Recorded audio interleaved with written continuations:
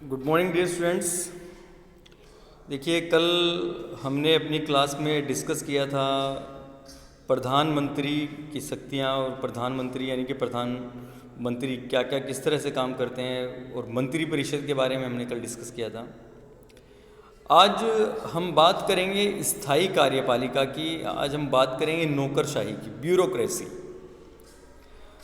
नौकरशाही का मतलब क्या है, यानी कि जो मंत्री परिषद हैं, जो मंत्रियों के निर्णय हैं, जो डिसीजंस हैं, उन्हें कौन लागू करता है।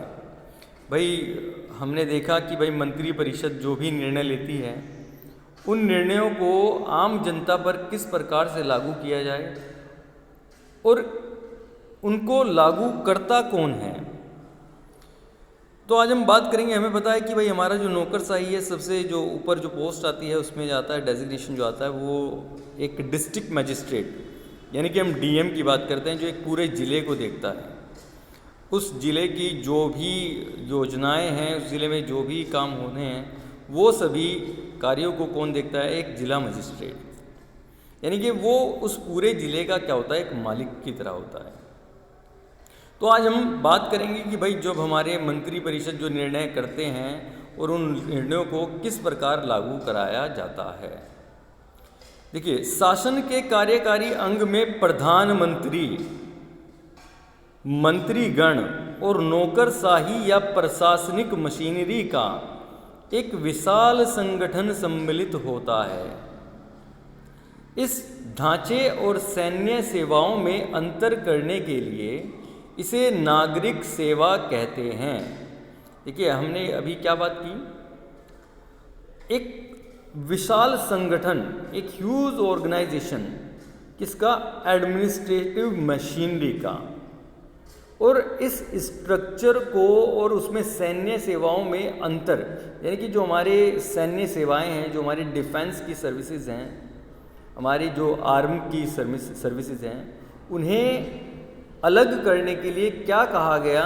उन्हें नागरिक सेवा कहा गया, ह्यूमन सर्विस कहा गया, सिटीजन सर्विस कहा गया।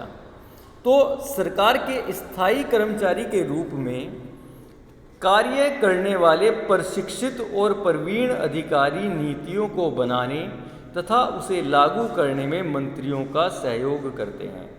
देखिए, जितने भी हमारे एडमिन बॉडी, जो हमारे डिस्ट्रिक्ट मजिस्ट्रेट हैं, जो हमारे सेक्रेटरी हैं, पीएमओ के सेक्रेटरी हैं, हमारे मंत्री परिषद के जो सचिव हैं, वो सभी लोग क्या करते हैं? नीतियों को बनाने तथा उन्हें लागू करने में उन मंत्रियों का क्या करते हैं? सहयोग करते हैं। देखिए, इसमें मैं आपको एक छोटा सा एक उदाहरण देना चाहता हूँ कि आज हमें पता है जो हमारे विदेश मंत्री है वो कौन है? एस जयशंकर प्रसाद। एस जयशंकर प्रसाद जिस समय 2014 में भारतीय जनता पार्टी की सरकार बनी, उस समय विदेश मंत्री थी श्री स्वर्गीय सुषमा स्वराज जी। और एस जयशंकर जी उनके साथ क्या हुआ करते थे? उनके विदेश सचिव हुआ करते थे। और ये एक क्या हैं? आईएएस ऑफिसर हैं। और उन्हें अब 2019 में जब सरकार बनी दोबारा से, तो उस समय उन्हें क्या बना दिया गया?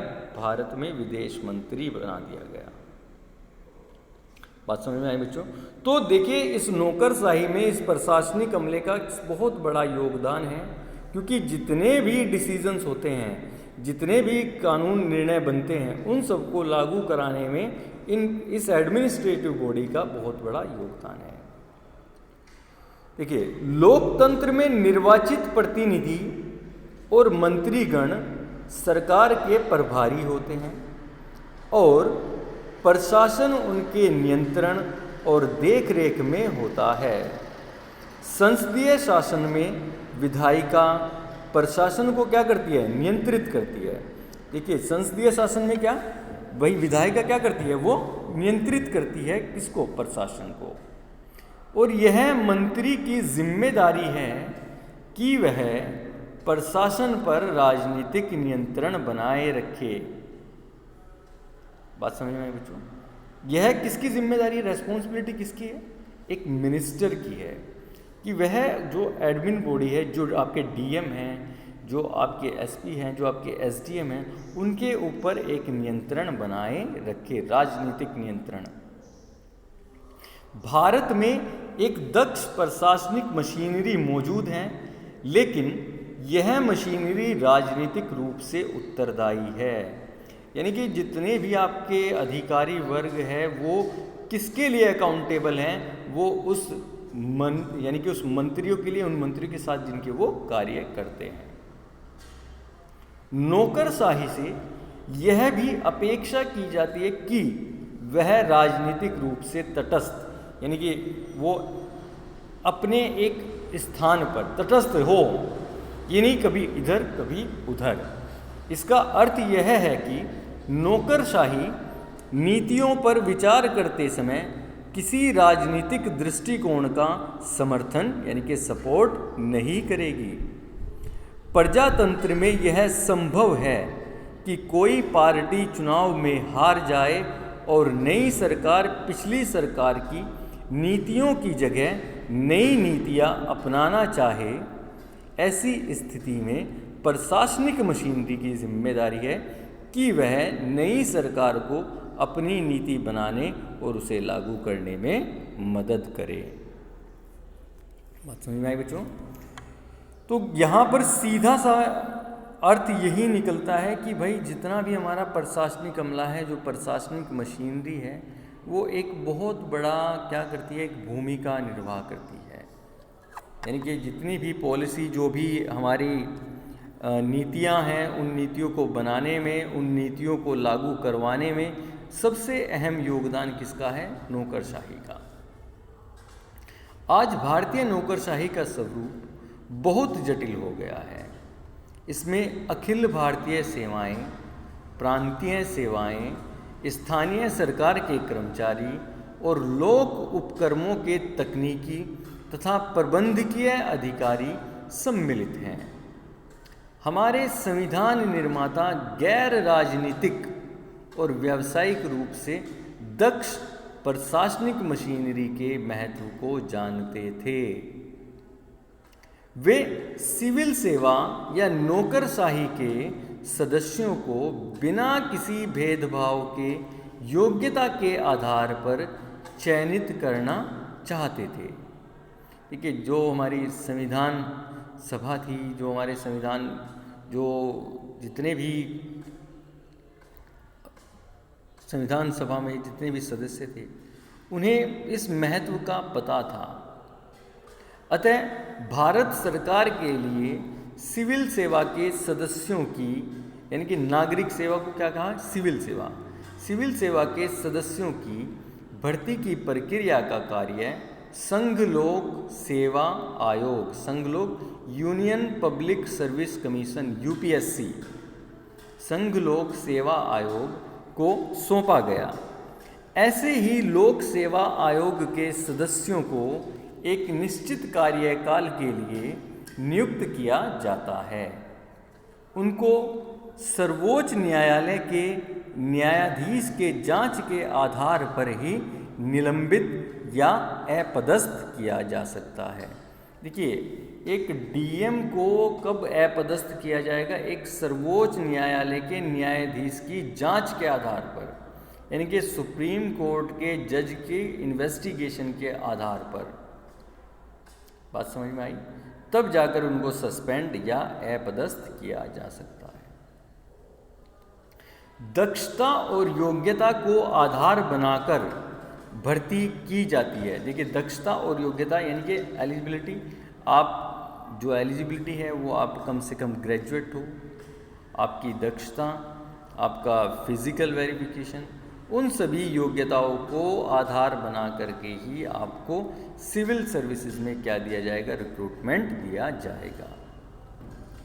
लेकिन संविधान यह भी सुनिश्चित करता है कि पिछड़े वर्गों के साथ साथ समाज के सभी वर्गों को सरकारी नौकरशाही का हिस्सा बनने का मौका मिले। इस उद्देश्य के लिए संविधान दलित और आदिवासियों के लिए आरक्षण की व्यवस्था करता है। बाद में महिलाओं और अन्य पिछड़ी जातियों को भी आरक्षण दिया गया। इन प्रावधानों से यह सुनिश्चित होता है कि नौकरशाही में सभी समूहों का प्रतिनिधित्व होगा तथा सामाजिक असमानताएं सिविल सेवाओं में भर्ती के मार्ग में रोड़ा नहीं बनेंगी। बात समझ में आई बच्चों? तो ये प्रशासनिक सेवाएं जो सिविल सेवाएं हैं, सिविल सर्विसेज हैं, देखिए अब इसके बारे में भी हम पूरा डेप्थ में पढ़ेंगे।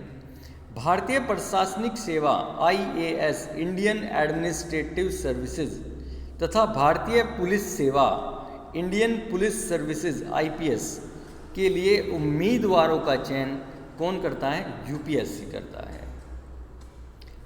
ये अधिकारी प्रांतीय स्तर पर शीर्ष नौकरशाही की रीढ़ होते हैं।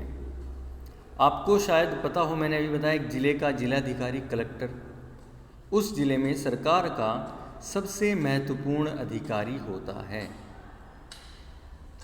क्या आप जानते हैं कि जिलाधिकारी सामान्यतः IAS स्तर का अधिकारी होता है और वह केंद्र सरकार द्वारा बनाई गई सेवा शर्तों से नियंत्रित होता है। एक IAS अथवा IPS अधिकारी किसी एक राज्य के संबद्ध कर दिया जाता है जहां वह राज्य सरकार की देखरेख में काम करता है, लेकिन IAS और IPS अधिकारी केंद्र सरकार द्वारा नियुक्त होते हैं और वे केंद्र सरकार की सेवा में वापस जा सकते हैं।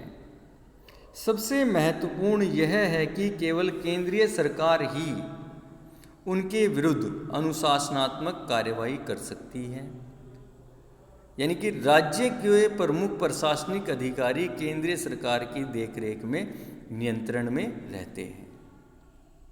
संघ लोक सेवा आयोग द्वारा नियुक्त IAS और IPS अधिकारी के अतिरिक्त राज्य के प्रशासन में राज्य लोक सेवा आयोगों द्वारा नियुक्त अधिकारियों का भी योगदान होता है, जैसा कि हम अगले संघवाद वाले अध्याय में पढ़ेंगे।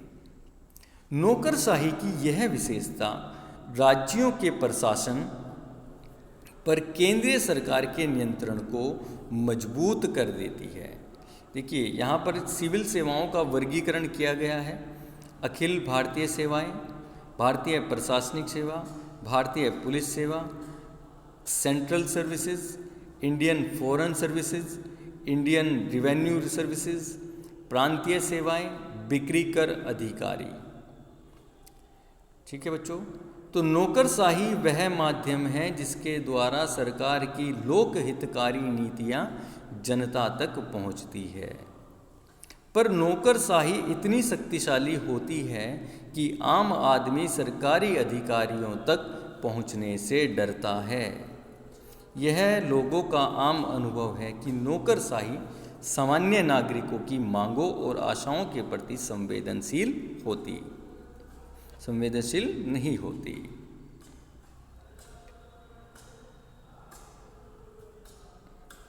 लेकिन जब लोकतांत्रिक ढंग से चुनी हुई सरकार नौकरशाही को नियंत्रित करती है, तब इनमें से कुछ समस्याओं को प्रभावी तरीके से हल किया जा सकता है। वहीं दूसरी ओर ज़्यादा राजनीतिक हस्तक्षेप से नौकरशाही राजनीतिज्ञों के हाथ का खिलौना बन जाती है। हालांकि संविधान ने भर्ती के लिए एक स्वतंत्र मशीनरी बनाई, लेकिन अनेक लोगों का मानना है कि सरकारी कर्मचारियों को अपने कार्यों के संपादन में राजनीतिक हस्तक्षेप से बचाने की कोई व्यवस्था नहीं है और यह महसूस भी किया जाता है कि जनता के प्रति नौकरशाही का उत्तरदायित्व सुनिश्चित करने के लिए पर्याप्त प्रावधान नहीं है। पर यह आशा की जाती है कि सूचना का अधिकार जैसे कदम नौकरशाही को और अधिक उत्तरदायी और संवेदनशील बना सकेंगे।